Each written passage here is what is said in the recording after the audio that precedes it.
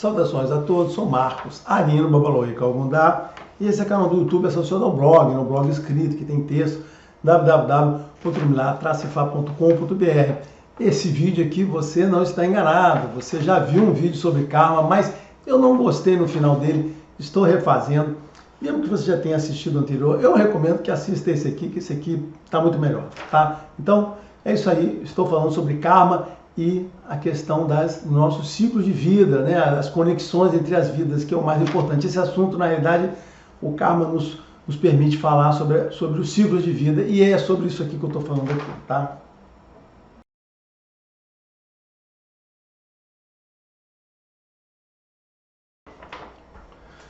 Bom, como esse é o segundo vídeo sobre o mesmo assunto, eu vou procurar ser bem rápido e objetivo, porque na realidade corrigi o problema do anterior, que era não ter sido muito objetivo no que eu estava dizendo, muito prático, então estou querendo corrigir isso aqui. Bom, essa questão do karma, ela é interessante porque ela envolve a gente falar sobre os ciclos de vida, tá? O karma em si é um conceito interessante, eu vou falar aqui sobre, não pesa, mas tudo isso está envolvido na questão do ciclo de vida, que é a questão do renascimento, a questão de várias encarnações, na qual a maior parte, praticamente todas as religiões, acreditam que nós não nascemos, que a vida não é apenas um tiro único, e que a gente tem um ciclo de várias vidas que a gente vai vivendo, e o que elas divergem um pouco é como isso se caracteriza, quais são os efeitos disso na sua vida atual, vida futura, né? Mas, apesar de ela ter algumas divergências, elas são muito próximas no sentido todo. Então, o que é muito próximo em todo, o que é muito comum e muito similar em todas as religiões? Elas acreditam que nossas almas são perenes, que nós fazemos várias vidas, existem distinções no tratamento de o que acontece entre uma vida e outra, como é que é a abordagem, por que você nasce, mas isso aí cada um tem que analisar em cada uma delas, né? Mas existe um consenso muito claro de que a vida são ciclos, né? Você vive, renasce, nasce, renasce, nasce, renasce, e você vai ter várias vidas e várias oportunidades para se relacionar com essas pessoas. Como eu falei, o que cada uma caracteriza é como que é esse ciclo de nascimento e renascimento se ocorre, né? Como é que ele acontece, como é que ele influencia a sua vida. Então mas existe esse consenso, tá?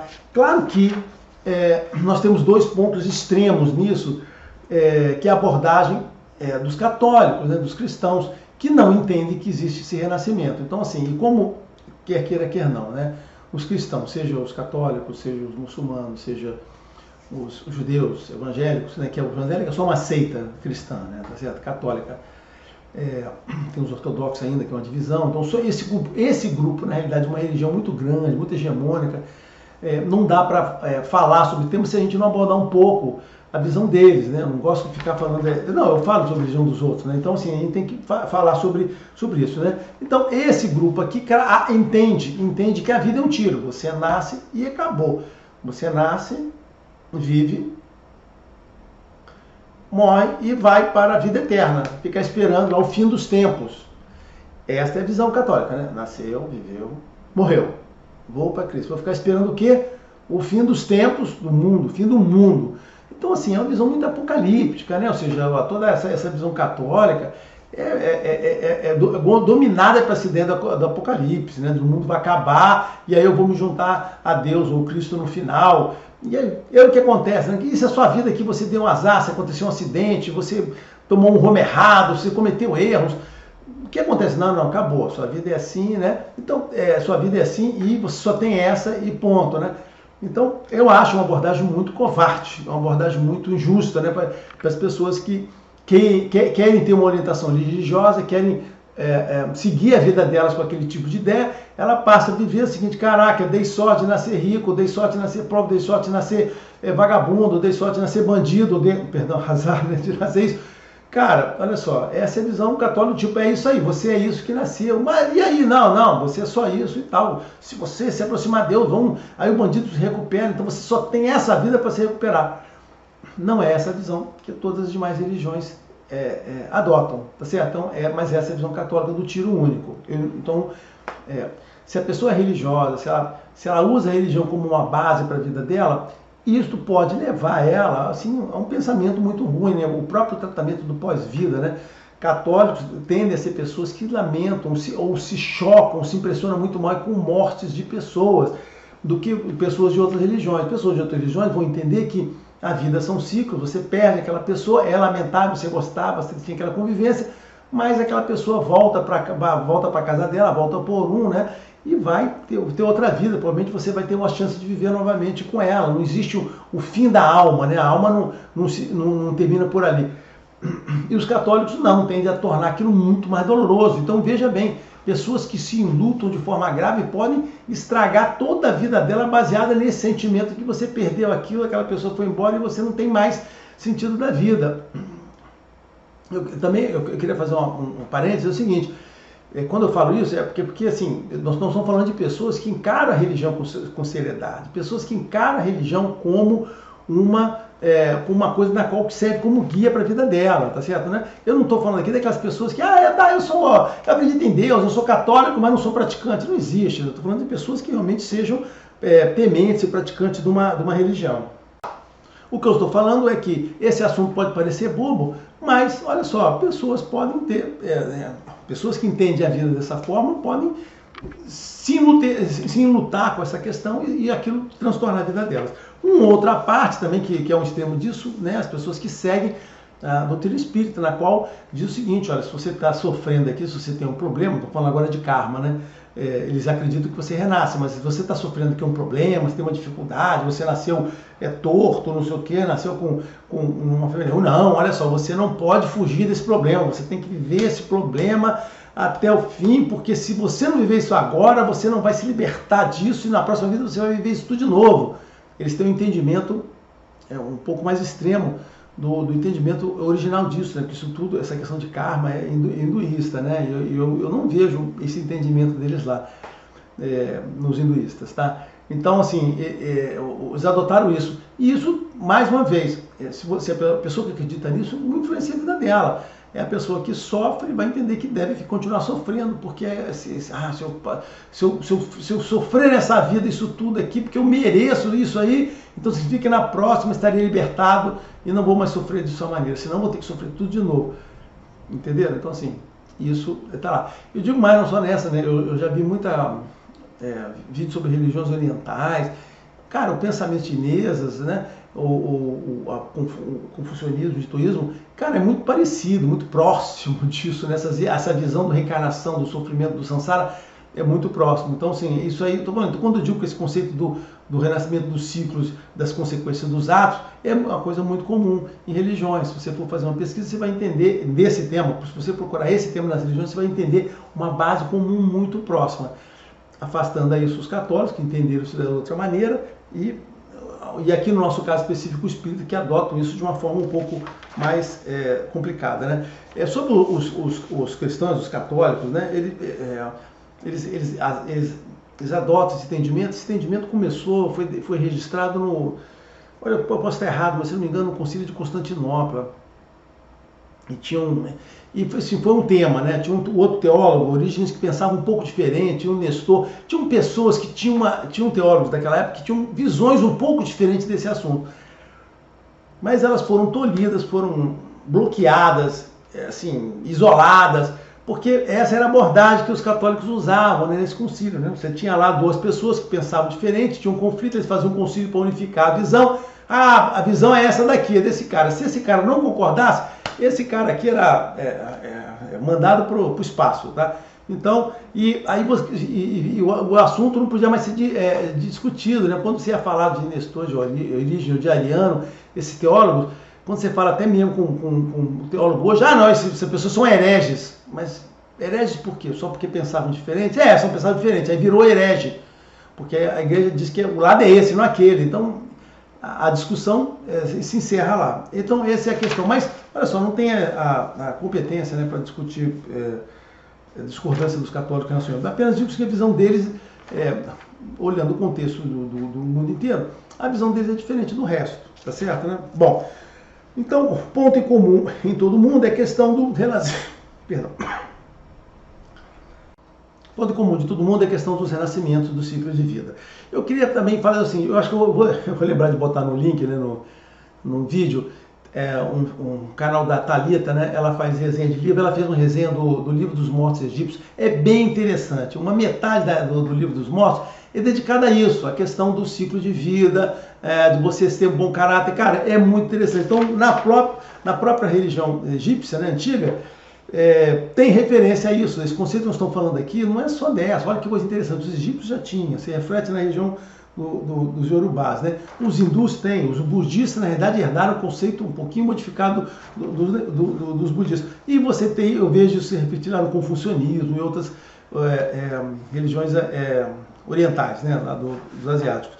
Então, isso o que nós estamos falando aqui é uma coisa que a maior parte, né, do mundo talvez concorde com essa visão que a gente tem aqui, né? Tirando a parte bem ocidental da cultura judaica, tá? Judaica cristã, né? Da ética judaica cristã.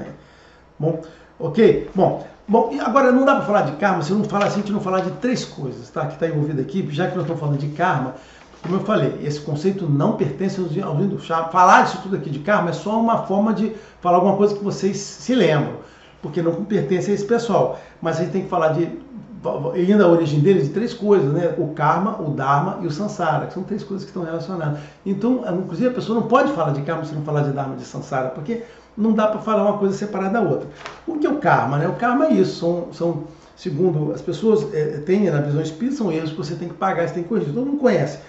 E o que é o dharma, né? Dharma é muito simples. O dharma é a missão nossa, o nosso objetivo, o nosso propósito de vida. E isso tem nessa religião, já falei sobre isso. Nosso ori, nosso destino, entra no conceito do dharma. Como eu falei, as religiões são muito parecidas, tá certo? E a questão... Agora, como é que os hindus, pelo que eu estudei, pelo que eu pesquisei, veem a questão do karma? É de uma forma muito mais simples, né? O karma, na realidade, seria o efeito na nossa vida, no futuro de nossas ações no momento atual. Então, qualquer coisa que eu faça aqui, que eu provoque, eu vou ter a consequência dela, inclusive na própria vida. Não significa que seja em outras vidas. O conceito é no nosso futuro. Na verdade, é o reflexo daquilo no futuro, que eventualmente, num caso extremo, poderia até se refletir numa outra vida, mas assim, como consequência dos nossos atos, não como uma coisa que você queira pagar. Mas a ligação deles é na vida atual, assim como você olha os egípcios também é na vida atual. E todo mundo está associado a isso. E o que é o sansara? O sansara são os ciclos de vida. Eu estou aqui falando com relação, né, religião comparada, né? O nosso renascimento, o nosso fluxo de nascimento que a gente tem aqui nessa religião, chama-se sansara, né? É vários negócios. Só que o entendimento deles é assim, que você fica nos contínuos sansaras enquanto você não resolve as suas questões aqui pendentes. Então, o karma seria o que na visão dos budistas, o karma seria o que te retém dentro do sansara. E quando você vence isso tudo, você deixa de encarnar. Nessa religião que eu estou aqui, de tudo que eu estudei, né? Na teologia de Fábio, não existe o conceito do fim do sansara, né? Os renascimentos são contínuos. Pode ser que tenha um momento que você, aí vou dizer assim, que a similaridade pode ser um momento que você entenda o seguinte: olha, eu já fiz tudo que eu queria fazer, não quero mais renascer, por exemplo, que seja assim, tá? Então, poderia ser uma decisão? Sim, pode. Renascer não é uma obrigação, é uma decisão que você toma, você se prepara para aquilo. Pode ser que em algum momento, depois de X vida, você não queira mais, tá? Então, são muito parecidas. Esse conceito, inclusive dos ciclos de vida, os egípcios têm um conceito muito parecido. Vejam lá no vídeo da Thalita. Olha, é muito interessante o vídeo da Thalita, tá? Muito rico, né, sobre a questão da vida e do pós-vida, tá? Pronto. Mas isso aqui é o que eu queria falar da parte teológica, relacionando as religiões, comparando uma com a outra, para dizer o seguinte: olha, isso aqui é uma coisa muito normal, estamos falando de ciclos de nascimento. Morreu aí essa parte confusa de ficar falando de religiões. Vamos à parte prática. A parte prática eu queria deixar para vocês é o seguinte: número 1, a vida não é um retrovisor. Você não vive hoje olhando a vida passada. É essas pessoas que ficam procurando outras pessoas que vão dizer: olha, na sua vida anterior você foi parente, você foi... Essas pessoas que procuram adivinhos aí, né? Cartomantes ou adivinhos para poder dizer o que aquela pessoa foi fazendo mapas de vidas anteriores. Isso é uma completa bobagem, gente. Esqueçam isso. Vocês estão sendo iludidas. Esse conceito olha só, eu não estou duvidando da capacidade das pessoas de falarem ou não isso para vocês. Eu posso ter, sim, minhas dúvidas com relação à efetividade disso, a capacidade disso, baseado na minha religião, baseado em Oyaku, que apaga as vidas passadas, na dificuldade de você recuperar essa informação. Essa informação não é para ser recuperada para qualquer pessoa, são segredos que foram passados. Então, assim, acho que isso não é para ser revelado com essa facilidade. Então, tenho, sim, minha dúvida. Eu não estou falando, apesar de eu ter minhas dúvidas, não estou falando que essas pessoas falam mentira para você. Eu estou dizendo o seguinte, que na hipótese ela está falando a verdade, na hipótese da pessoa ser honesta, ser sincera, a capacidade dela ser real, isso não tem nenhuma utilidade para você. A sua vida atual não é marcada pela sua vida anterior. Você tem que viver esta vida. Então, e outra coisa, nós não nascemos para sofrer, nós não nascemos para ser infelizes, nós nascemos para ser felizes. Então, não tem o menor sentido você procurar, nos problemas que você tem hoje, a explicação no retrovisor e ficar olhando a sua vida, olhando para o retrovisor. Não, agora beleza. Não existe. A vida é daqui para frente. A nossa vida é um livro aberto, em branco. Você está escrevendo ali agora. Quando você morre, quando a gente morre, tudo que a gente fez agora, tudo que a gente fez nessa vida, se apaga. O Oyaku, né? O Oyaku diz isso. Cara, os nossos erros ficam para trás e serão esquecidos. Tá? O que a gente leva, sim, levamos consequências de erro, vou falar um pouquinho mais à frente, mas a honra e o merecimento, a atenção que a gente gerou aqui na Terra, que nós levaremos como crédito para lá. Mas levamos e vamos iniciar vamos passar pelo julgamento, nós vamos passar pelo julgamento, e esse julgamento vai determinar o resultado da nossa vida aqui, né, os nossos prêmios, lá no próprio Orum. Nós vamos passar pelo ciclo de correção desses problemas. Sim, existem os Oruns que pessoas que foram muito mal serão lá, serão punidas por erros que cometeram nessa vida. Não sobre erros individuais, assim, sobre o contexto da sua vida, sobre o conjunto da sua obra, você eventualmente poderá ser punido, pode ter punições sérias, você pode ter que ficar restrito lá, perder a sua linhagem familiar. Existem várias coisas que determinam, acho que já comentei isso em outros vídeos que falam sobre esse assunto. Então você vai lá, mas quando você vai renascer, aquilo é um livro em branco, você começa com toda a chance de fazer aquilo tudo de novo. Isso ficou para trás, tá?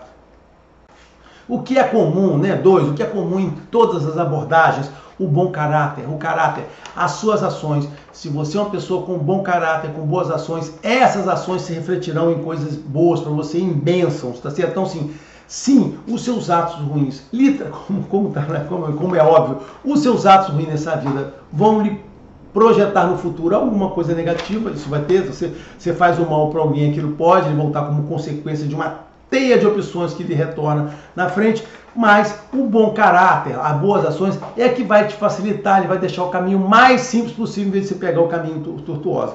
E Deus está aqui para ajudar você. Se você tem um bom caráter, as bênçãos de Deus virão para você.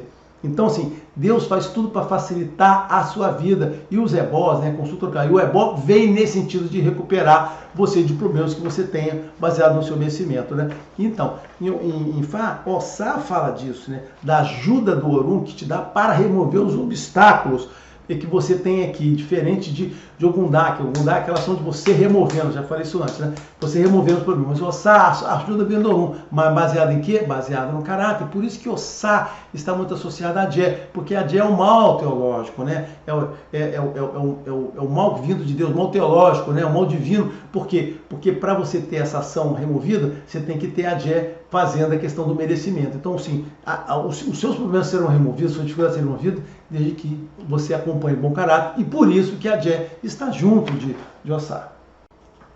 E sim, o seu bom caráter, os seus bons atos, o seu bom procedimento, você sendo uma pessoa boa, solidária, tá certo? Generosa com a sua comunidade, vai lhe trazer as bênçãos de Deus, porque Deus quer o bem das pessoas que fazem o bem. Isso está em Irussum, né? Você veio aqui para trazer o bem ao mundo, a beleza ao mundo, para se integrar com a comunidade. E é isso que vai lhe trazer essas bênçãos. E essas bênçãos lhe refletirão em créditos no Orum, que vão lhe refletir em crédito nos seus próprios nascimentos. Então, sim, existe uma corrente positiva e não negativa. Olha só, a abordagem que eu tenho para dizer para vocês é que a corrente é positiva.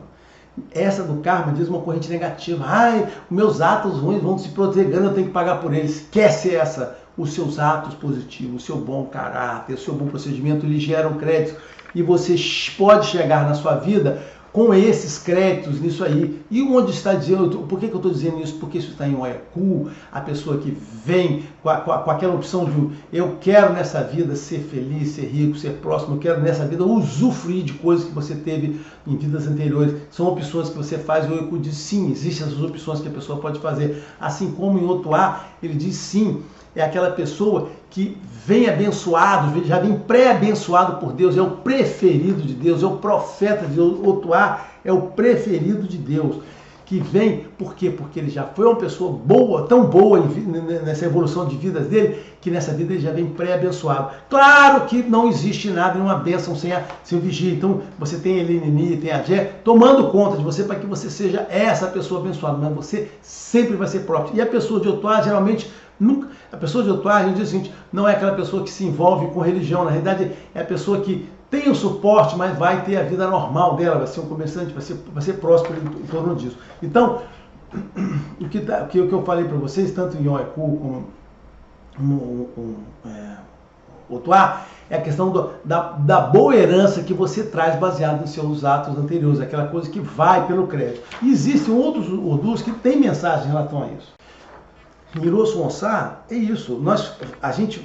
O que fazemos hoje reflete no futuro, isso que é o Irossonsá. Eu não gosto de falar de um Odu, né, desses Odus filhos, que são combinações. Mas em alguns casos, tem algumas exceções. O Irossonsá tem essa menção. A gente vive aquilo que as nossas boas ações trazem. Então, estou falando o bom karma, né? Ou seja, a visão dos indianos, né? Não é bem...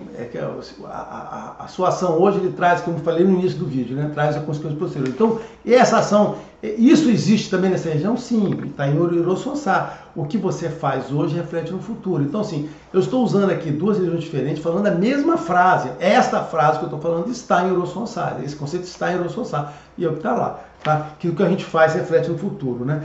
Assim como também a parte contrária, que está em Ogundaobê, tá? A prosperidade roubada é a pobreza no Orum. Então se você rouba aqui alguém, se você traz prejuízo a outras pessoas, isto será pobreza no Orum. O que é pobreza no Orum?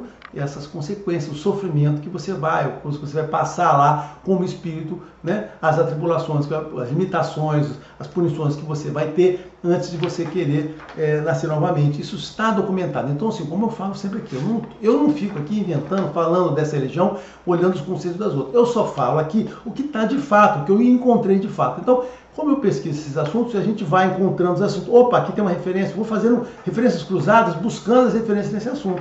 Então, aquilo que eu falei das outras religiões, estou dizendo assim que essa aqui tem essa similaridade, só que ela traz pelo aspecto positivo, ou negativo, no caso, você se reflete no Orum. Mas o que eu não... em Oecu existe sim a memória dos problemas que você pode, dos erros que você pode ter causado em vidas anteriores. Mas o que eu trago de mensagem para você é o seguinte, cara, uma vez que você fez, que você é julgado, você sofre as consequências, a próxima vida, ela tem que ser uma vida em branco. Veja bem, isso seria dupla punição, né? Você viver, você ser julgado, você ser punido no Orum, você nascer de novo trazendo todos os problemas que você causou no Aê. Aí eu diria para você, para que serviria a punição do Orum? Para nada. Para que serviria o julgamento e a punição do Orum? Para nada, porque eu vou trazer tudo de novo. Então, olha só, vamos para a questão do bom senso, você tem a vida. O seu conjunto da obra é julgado por Deus. Isso está bem documentado. Tá certo? É julgado por Deus. E você, baseado nisso, vai ter punições. Pode ser separado da sua linhagem familiar, você pode ter que renascer algumas vezes como animais para sofrer. Existe uma série de coisas que essa religião, bem simples, diz que acontece. Aí você chega, limpei isso. Às vezes você pode ter, inclusive, como eu falei, retirado do seu núcleo familiar para ir para uma outra família. Você nasce novamente. Né? Você nasce novamente. Livro em branco. Né? Claro que existem algumas coisas que Deus lhe coloca como, né, como aquela coisa da lembrança que tem, que a gente tem que terminar algumas negatividades que você pode carregar. Isso existe mesmo. O Oecu tanto limpa o seu passado, né, para uma próxima vida, como também nos traz essa lembrança de alguma coisa que deva ser lembrado. Mas a vida começa lá. Mas o que essa religião fala que a gente traz? Nós trazemos as bênçãos, nós trazemos as coisas boas, nós trazemos o que Deus nos dá pelas nossas boas ações. E aí, o que mais que ele fala, né? Que a religião fala, cara, que você compõe a sua riqueza ao ser generoso e gentil com a sua comunidade. Isso está em Oecu. É o mesmo que você traz, né? Aquela vida boa. Ou como está em Ireté, né? Em que os seus atos são sua herança. É isso, os seus atos. Então, os seus bons atos, a honra, o respeito e a admiração que você vai despertar pelas pessoas que estão em volta de você são a sua herança que você leva e você vai trazer para as outras vidas. Olha só, vejam no livro dos Espíritos, o processo de osilificação, é muito interessante. É a mesma coisa, muito similar, muito próximo. Nossa, é uma religião também muito antiga, é o mesmo conceito do que a gente leva, é a honra, é o nosso respeito. Então, e o que isso tem de positivo? O que tem de positivo é isso, gente. A gente deve viver para ser. Aí, né, estou trazendo aqui a parte prática, né, disso tudo que eu estou falando de renascimento, aquele negócio todo, né? A primeira parte prática, só para encerrar agora, já mais longo que eu queria, então, assim, mas enfim, mais longo que eu queria. Que a parte prática é o seguinte: olha só, gente, não fiquem preocupados com karmas e problemas que você tem para negócio. Nessa religião, se você quiser acreditar nessa religião, olha, eu expliquei qual é a lógica disso. Cara, toda vida é um livro em branco e você não está trazendo consequências de vida anterior. Então, se você tem um problema agora na sua vida, você tem alguma coisa que não está dando certo, não busque isso em você. Busque isso dentro de você, nos seus atos, nas suas ações. Eventualmente, você pode ter problemas envolvendo o supernatural para você ser resolvido, mas não busque isso em vidas anteriores, em coisas que você não tem solução. Não busque uma vida de sofrimento, busque sempre uma vida de felicidade. Isso é a coisa importante. A outra coisa importante é: seja generoso com as pessoas, seja gentil com as pessoas, seja útil com as pessoas. A integração de você com a sua comunidade e o respeito que você vai despertar em relação a seus amigos, a sua família, né, as pessoas muito próximas de você, são as coisas que você vai levar, né, essa gratidão das pessoas pela sua generosidade é o que vai te levar, é o que você vai levar por e é o que vai você trazer na sua própria vida, já como um crédito que você tem, já como uma pré-bênção do que você tem. Então, sim, isso aí direciona a gente a não, como eu falo, bem a diferença, direciona o que eu estou falando aqui agora, direciona o seguinte: não viva com o de olho no retrovisor, jogue esse retrovisor fora. Viva a sua vida hoje. Se você fizer alguma coisa errada, essa consequência vem na próxima vida, então corrija. Haja bem para que você possa levar para a próxima vida as bênçãos, as coisas positivas que você trazer. Então, sim, crie em você crédito, crie as coisas boas que vão lhe trazer, vão lhe fazer cada vez mais a atingir seus objetivos. Se a gente indo ao entendimento dessa religião, de que a vida, né, a gente faz para viver objetivos, realizar coisas, e você, né, para você atingir coisas que o seu ego, que a sua alma deseja, quando você faz isso com sucesso de vidas em vidas, cada vez mais o seu caminho é muito mais acelerado, você vai atingir muito mais os objetivos da sua vida, será muito mais, tão mais fácil quanto foi os seus créditos gerados pela vida anterior. Então, o que eu estou falando aqui é uma coisa diferente do karma, né? Se é um karma positivo, a gente traz para as vidas um karma positivo.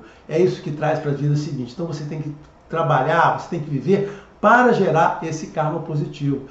E o negativo? O negativo abre ou limpa, né? Ou seja, você tira os seus erros, julgamento, punição, você volta com o livro em branco, né? E é isso o que eu... Então, assim, os renascimentos vão ter, mas fique atento a isso. A consequência é o ciclo positivo, tá certo? A grande diferença, por isso que eu falo para vocês que eu gosto da abordagem dessa religião. Para tudo, né? Abordagem mais simples e mais lógica. Eu acho essa abordagem do karma, como a gente vê as pessoas falar, é uma abordagem muito negativa. Você viver, caraca, é agora, estou fodido, eu vou ficar vivendo com consequência. Aquela abordagem da punição, você só vai tomar na cabeça. Olha só, esquece essa. O que eu estou falando assim, o que eu acredito, o que eu espero que vocês acreditem é isso. Acredite no karma positivo. Você sempre traz as coisas boas. Seja bom nessa vida. Qual é a grande riqueza dessa vida? Caráter. O bom caráter. Fazer as coisas, e o que é o bom caráter? Fazer as coisas com sinceridade, com objetivo. Não buscar o mal das pessoas. Você pode ter coisas, adquirir coisas, ter sucesso, independente, mais sucesso que as outras pessoas, isso não seria nenhum problema, porque o que está em Obará, né? Obará é aquela pessoa que atinge os objetivos dela com o bom caráter. Essa religião diz que não existe dissociação entre sucesso e prosperidade e riqueza do bom caráter. Ao contrário, essa religião diz que as duas coisas devem seguir juntas, né? Tem pessoas aí que dizem, não, quando você tem aqui, o rico não vai para o céu, daquela coisa, né? Tem aqui. Olha só, não é ao contrário. Essa religião diz o seguinte: para você ser um rico de verdade, você tem que ter as duas coisas juntas. Então é isso que você deve procurar fazer. Quanto mais você dá, quanto mais você vai receber. Se você der alguma coisa para uma pessoa e essa pessoa não aproveitar aquela bondade que você deu, aquela bondade volta para você. É isso que fala. Então, entendo, se você quer acreditar numa abordagem de Deus para a sua vida, eu vejo, né, como eu falo, vejo que esta é uma forma muito mais positiva de você entender a vida e muito mais útil para direcionar os seus esforços nessa vida, no sentido de que, como está em Hirossum, você deve se integrar com a sua comunidade, com a sua família, você tem que procurar ser essa pessoa que resolve problemas, que se integra, que leva a beleza, que leva o entendimento. O que Deus espera da gente nessa vida é que a gente traga a beleza. Deus não quer homens com natureza animal, né, no mundo animal, que é homens que tragam a beleza do mundo humano, ok? Era isso que eu queria falar, espero que tenha sido mais útil do que no primeiro vídeo.